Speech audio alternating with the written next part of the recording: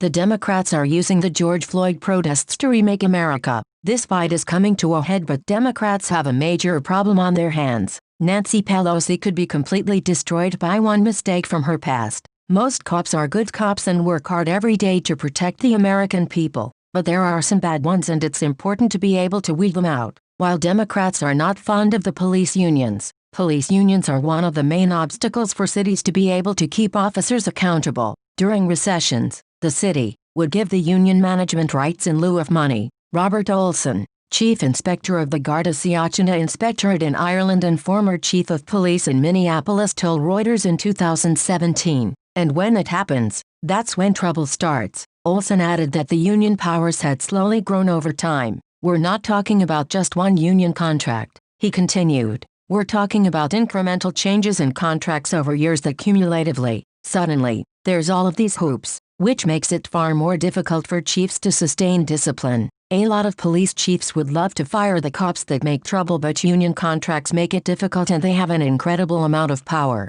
Reuters found a majority of the contracts call for departments to erase disciplinary records, some after just 6 months, making it difficult to fire officers with a history of abuses. In 2014, San Antonio City Manager Cheryl Scully wanted to change the police union contract so that misconduct complaints no longer disappeared after a short amount of time, and in response she was met with an estimated $1 million ad campaign targeting her reform from the union. Police unions shield bad officers from being held accountable and weeded out even when they have numerous allegations against them. Nancy Pelosi had been planning to pass a bill strengthening police unions. Unions give large donations to Democrats. House Democrats are shelving Bill H.R. 1154 that would have allowed all public safety workers, including police, to collectively bargain with the government over the terms of their employment. According to Axios, the bill was introduced by Rep. Dan Kildee, DMI, and Rep. Ryan Fitzpatrick,